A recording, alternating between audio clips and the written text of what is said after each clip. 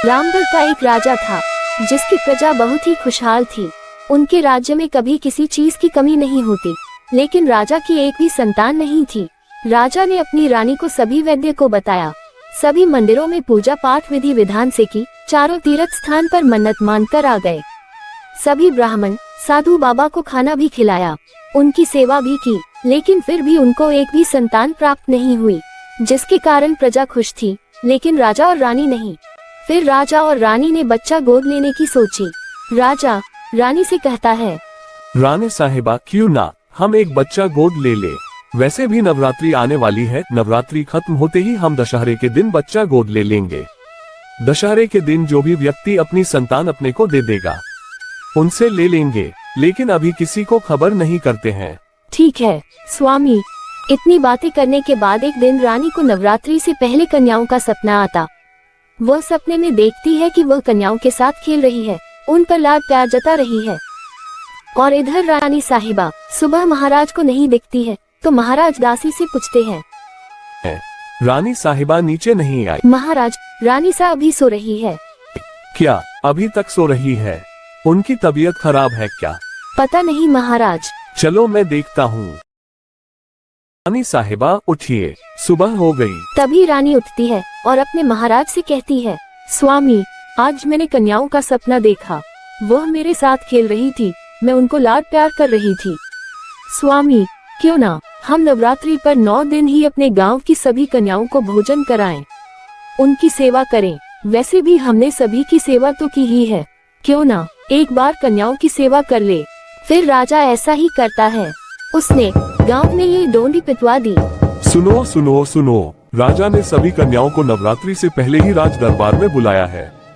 सभी जात की कन्याएं 9 दिन ही राज दरबार में रहेगी।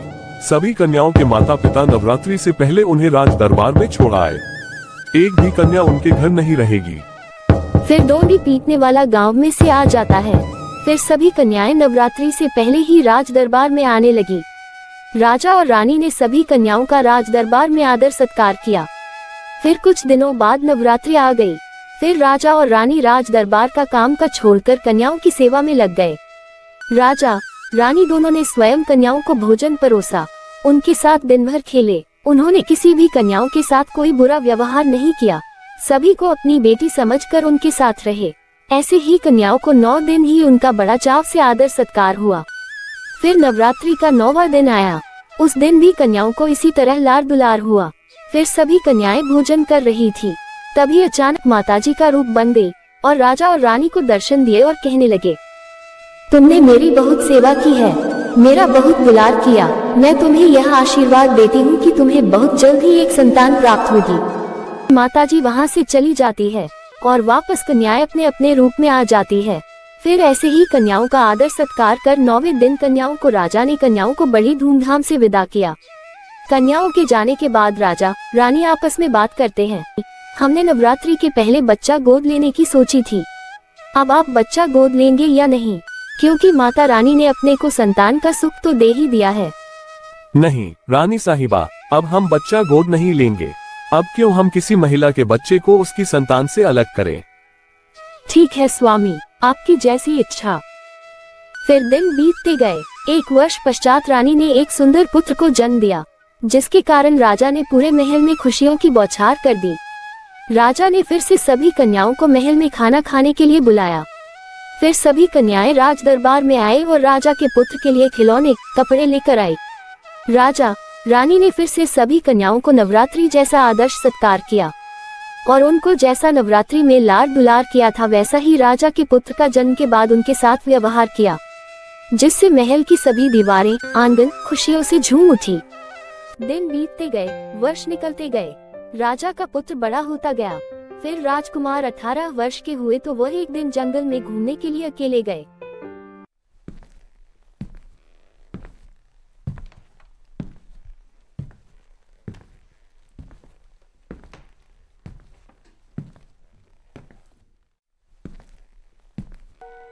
उन्हें एक सुंदर चंपा का पौधा दिखाई दिया।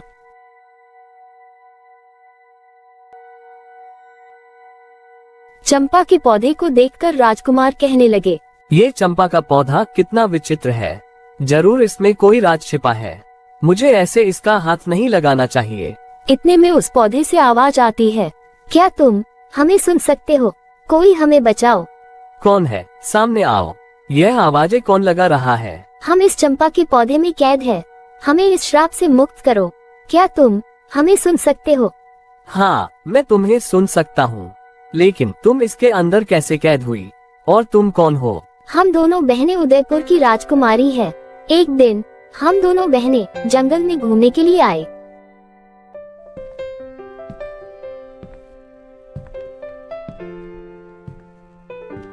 घूमते घूमते हम चंपा के पौधे के पास पहुंच गए। उस पौधे में बड़े सुंदर फूल लगे थे, तो हम दोनों बहनें कहने लगी, कितना सुंदर फूल है, चलो तोड़ लेते हैं। फिर हम दोनों ने एक एक फूल तोड़ लिया। फूल तोड़ते ही वहाँ एक साधु आ गया और कहने लगा, यह क्या किया तुम दोनों ने? क्या हुआ बाबा, हमने फूल ही तो तोड़ा है, इतना घबराने की क्या बात है? यह कोई साधारण फूल नहीं है, यह एक श्रापित चंपा का पौधा है, जिससे ये फूल भी श्रापित है। श्रापित फूल क्या मतलब है तुम्हारा बाबा?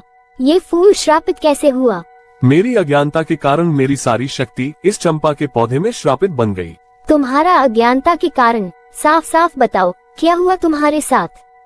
एक दिन की बात है, मैं इसी जगह से गुजर रहा था, तभी एक ऋषि यहाँ रास्ते में सोया हुआ था। मैंने अपने आप से कहा, कैसा धूर्त ऋषि है, जिसने रास्ता भी नहीं छोड़ा मेरे जाने का। पर कोई बात नहीं, इसने रास्ता नहीं छोड़ा तो क्या हुआ, मैं इसके ऊपर से निकल जाता हूँ। फिर मैंने ऐसा ही किया, मैं उस ऋषि के ऊपर से निकल गया। उसके ऊपर से निकलने से उस ऋषि की नींद खुल गई और मुझे कहने लगा, तुझे दिखाई नहीं दिया जो मेरे ऊपर चढ़कर निकल गया? यहाँ रास्ते में क्या सोने की जगह है जो आप सो गए? तुझे यहाँ से निकलना ही था तो मुझे उठा सकता था या मुझे एक तरफ करके निकल जाता। मेरे ऊपर चढ़ने की क्या जरूरत थी? तो क्या मैं हर रास्ते में सोने वाले को उठा उठा कर निकलूं? मैं तुम्हारा क्या नौकर हूँ? तुझे नहीं पता मेरे में कितनी शक्ति है, तुझे मैं अभी भस्म कर सकता हूँ। ऐसे ही मैंने ऋषि का बहुत अपमान किया, जिससे वे क्रोधित हो गए और कहने लगे, मैं बहुत देर से देख रहा हूँ तू बहुत बदतमीजी से मुझसे बात कर रहा है। तुझे तेरी शक्ति का बहुत घमंड है ना?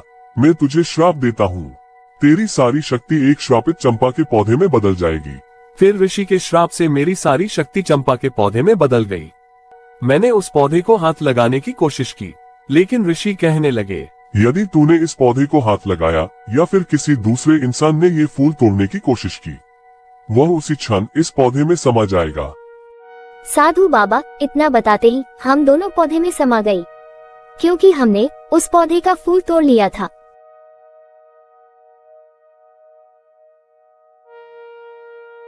कुछ देर मौन रहकर राजकुमार बोले, साधु बाबा ने तुम्हें इस श्राप से मुक्त होने के लिए कुछ उपाय तो बताया होगा। इससे बाहर निकलने का उपाय तो केवल साधु बाबा ही बता सकते हैं। वह भी आते ही होंगे, क्योंकि इस पौधे की रखवाली वह दिन रात करते हैं, क्योंकि यह पौधा उनकी शक्ति है। फिर थोड़ी देर बाद साधु बाबा वहाँ आ जाते हैं। राजकुमार साधु बाबा से पूछने लगे, साधु बाबा, जो 2 कन्या इस पौधे में श्राप के कारण कैद है, ऋषि बाबा ने श्राप से मुक्त होने के लिए कोई तो उपाय बताया होगा। कुछ देर तक साधु बाबा हैरान रहकर कहने लगे, क्या तुम इस पौधे में कैद कन्याओं की आवाज सुन सकते हो? हाँ, मैं सुन सकता हूँ, और इसमें कैद हुई दोनों बहनों ने मुझे सारी दुर्घटना भी बता दी है। बस तुम ये बता दो कि इस श्राप से मुक्त होने के लिए क्या करना पड़ेगा। हाँ, ऋषि ने एक उपाय बताया था।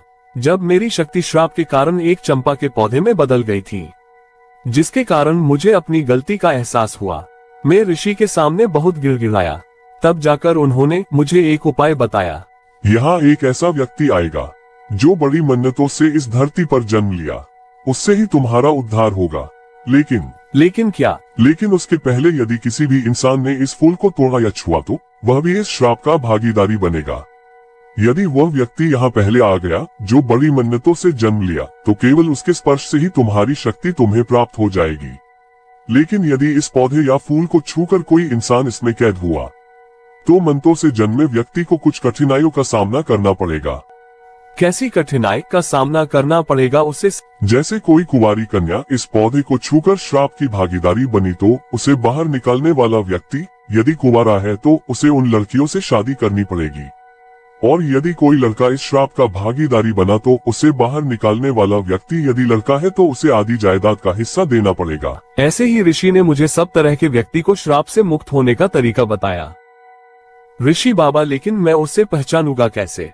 तुम्हें चिंता करने की कोई जरूरत नहीं, ये सब समय पर छोड़ दो, क्योंकि जो व्यक्ति यहाँ आएगा उसे इस पौधे में क्या हो रहा है उसे सब पता चल जाएगा।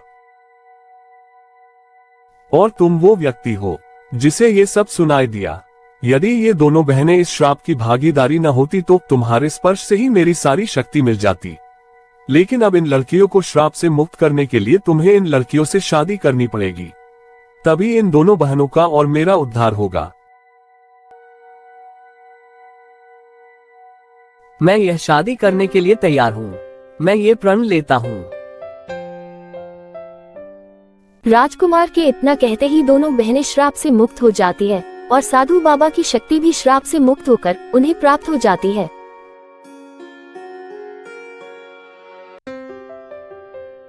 फिर राजकुमार दोनों बहनों को महल ले आते हैं और अपने मम्मी पापा को सभी दुर्घटना बताते हैं।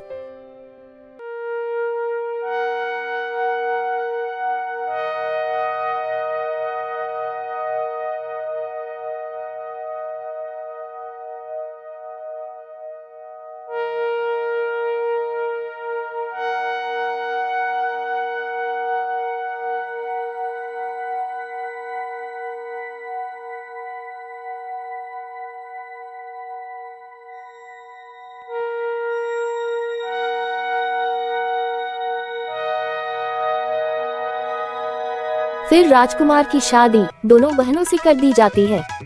फिर सभी खुशी खुशी रहने लगते हैं।